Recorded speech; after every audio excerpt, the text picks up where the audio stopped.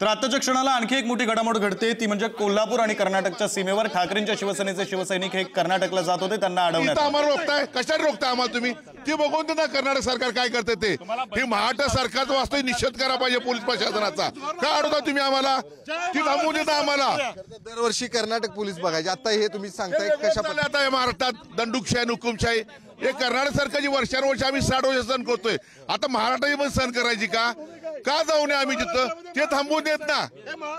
हा दुटवी भूमिका महाराष्ट्र सरकारचा आणि या गृह खात्याचा अत्यंत घातक आहे. कशा पद्धतीने आजपर्यंत या ठिकाणी तुम्ही लढत आलेला आणि आता हा सगळा लढा तुम्ही कशा पद्धतीने आम्ही लढतोय आणि लढत राहणार. आम्ही मराठी बांधव जे सीमा भागातले आहेत त्याच्या पाठीशी आम्ही ठामपणे उभा आहोत आणि राहणार आहोत. आम्ही कुठे महाराष्ट्रातले हे समिती मेंबर नुसतं घोषणा करतायत. ही दुटवी भूमिका बंद केली पाहिजे.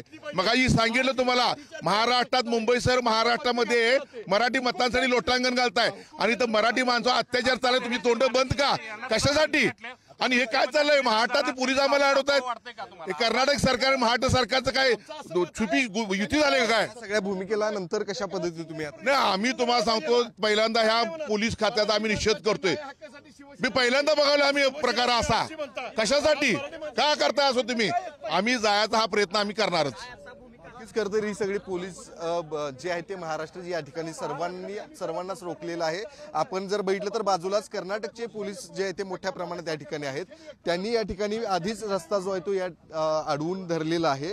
दरवर्षीच हा संघर्ष जो आहे तो पाहायला मिळत असतो. आता देखील आपण बघितलं तर पुणे बेंगलोर राष्ट्रीय महामार्ग आहे आणि या महामार्गावरच या ठिकाणी कर्नाटक पोलीस मोठ्या प्रमाणात तैनात केलेले आहेत. आज कर्नाटक राज्याचा स्थापना दिवस आहे. त्या ठिकाणी कर्नाटकचे अनेक भाषिक कन्नड भाषिक जे आहेत ते कर्नाटक दिवस राज्य दिवस म्हणून साजरा करत असतात. मात्र जे मराठी भाषिक आहेत, जे मराठी भाषिक त्या ठिकाणी हा दिवस काळा दिवस म्हणून पाळत आलेले आहेत आणि त्या सगळ्याला खरं तर पाठिंबा देण्यासाठी मोठ्या प्रमाणात कोल्हापुरातून देखील शिवसैनिक जात असतात आणि त्याच शिवसैनिकांना पोलिसांनी रोखलेलं आहे आणि त्यांच्यामध्ये आता हा संघर्ष जो आहे तो या ठिकाणी होताना पाहायला मिळतोय. काही पदाधिकारी देखील आहेत, त्यांच्याशी बातचीत करूया. काय नेमका हा संघर्ष दरवर्षी तुमच्या वाट्याला? नाही, यावेळी महाराष्ट्र गव्हर्नमेंटच्या पोलिसांनी जी भूमिका घेतलेली आहे ती दुपट्टी भूमिका आहे. महाराष्ट्र शासन या सीमावादांच्या मागे लागलं पाहिजे, सीमावासियांच्या मागे असलं पाहिजे, मराठी माणसाच्या बाजू असलं पाहिजे. आम्हाला कर्नाटक सरकारनं प्रवेशबंदी केलेली आहे, महाराष्ट्र सरकारनं केलेली नाही आहे. हा प्रश्न सोडवण्यासाठी सुप्रीम कोर्टामध्ये त्वरित याची याचिका लावली पाहिजे, त्वरित सुनावणी झाली पाहिजे आणि हा प्रश्न कायम निकाली लावण्यासाठी महाराष्ट्र सरकारनं पुढाकार घेतला पाहिजे. संघर्ष किती वर्ष असं चालू राहणार आहे? कारण दुसरीकडे 60 वर्ष सुरूच आहे. हा प्रश्न जोपर्यंत सुटत नाही तोपर्यंत शिवसेना हा प्रश्न लावून धरणार आहे, यात काही शंका नाही.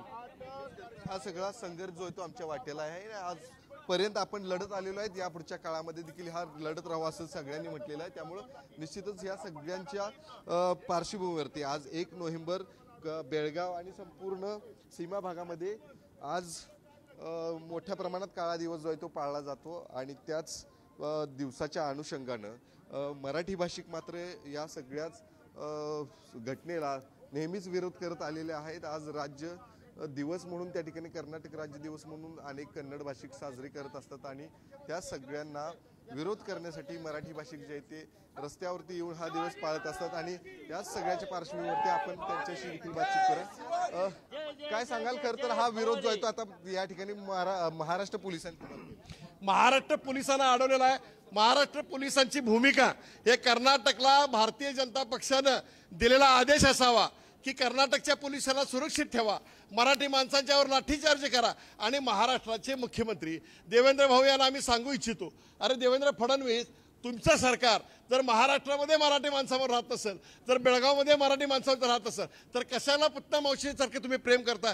अरे कुठं आहेत ते चंद्रकांत दादा पाटील समारोह मंत्री, कुठं आहेत ते शंभूराजे देसाई, कुठं ते कोल्हापूर जिल्ह्यामधले इथं खासदार म्हणून जे काम करतात जे एकनाथ शिंदेचे म्हणून, ते कुठं आहेत? अरे एकनाथ शिंदे तुम्ही मुंबईमध्ये बसताना गोळ्या झाडता, मुंबईमध्ये म्हणता मराठी माणसांच्यावर आहे, मग इथं कुठे गेला तुम्ही? कसा विरोध आता हा दर्शवणार आहे तुम्ही? जय जय भवानी, जय शिवाजी, जय भवानी, जय भवानी. आजपर्यंत आम्ही असाच म्हणजे कर्नाटक सरकारच्या विरोधात गेली किती 60-70 वर्ष कमीत कमी सीमा भागाबद्दल हा विरोध चालू आहे. तरी पण आज आम्ही कोणत्याही परिस्थितीत राजांच्या विचाराची माणसं आहे आम्ही. कोल्हापुरामध्ये कोल्हापूर कर्नाटक सीमेवर जिथे ठाकरेंच्या शिवसेनेचे कार्यकर्ते शिवसैनिक हे कर्नाटकात जाण्यावर ठाम आहेत आणि तिथली ही दृश्य आपण पाहतोय. पोलिसांनी त्यांना अडवलेलं आहे.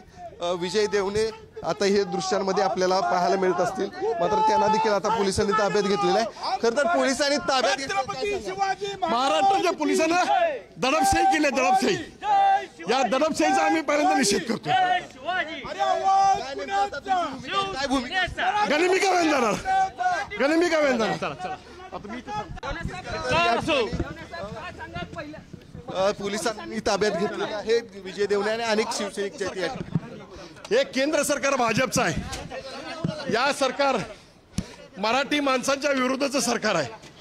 या सरकारला केंद्रामध्ये दाखवून द्यायचं आहे की आम्ही मराठी माणसाची बाजू थांबवतो म्हणून. आणि म्हणून आमचं असं मत आहे की ही दडपशाही जरी झाली तर अनेक जागेतून शिवसैनिक निघालेले आहेत. चंदगडला पण शिवसैनिक आहेत.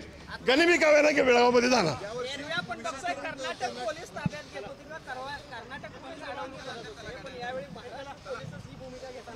म्हणून तर आम्ही महाराष्ट्राच्या मुख्यमंत्र्याचा निषेध करतोय. आम्ही या ठिकाणी महाराष्ट्राच्या पोलिसांचा निषेध करतोय.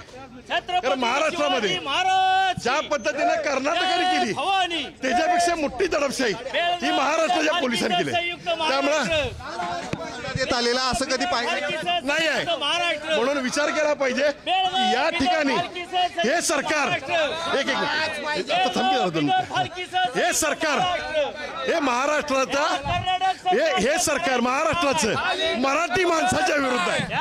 हे सरकार महाराष्ट्राचे. म्हणून देवेंद्र फडणवीस, अजित पवार आणि एकनाथ शिंदे यांचा या ठिकाणी आम्ही धिक्कार करतोय. मोठ्या प्रमाणात शिवसैनिक जे आहेत यांना ताब्यात घेतलेलं आहे. मागे देखील आपण बघितलं तर संजय पवार देखील नाही. ह्याच्यापूर्वी आम्ही अनेक वेळा 1 नोव्हेंबरला ह्या सीमा भागाच्या टोल नाक्याला आंदोलन केलं आहे. त्यावेळी कर्नाटक सरकार आम्हाला अडवत होतं, परंतु महाराष्ट्र सरकारचं पोलीस आम्हाला अडवतंय. म्हणजे मराठी द्वेष ह्या महाराष्ट्र सरकारचा किती आहे. मी मगाही सांगितल्याप्रमाणे मुंबईसह महाराष्ट्रात तुम्ही मराठी मतांसाठी लोटांगण घालताय. सत्तेसाठी तुम्हाला मराठी माणूस पाहिजे आणि ह्या सीमा भागातील मराठी माणसाच्या पाठीशी राहायला नको. कर्नाटक पोलीस आम्हाला कारवाई करून दे, पण हे पोलीस प्रशासन ह्या महाराष्ट्रातलं हे कारवाई करते. ह्याचा तीव्र शब्द आम्ही निषेध करतोय. ही दंडुकशाही आणि हुकुमशाही महाराष्ट्रात सुरू झालेली आहे.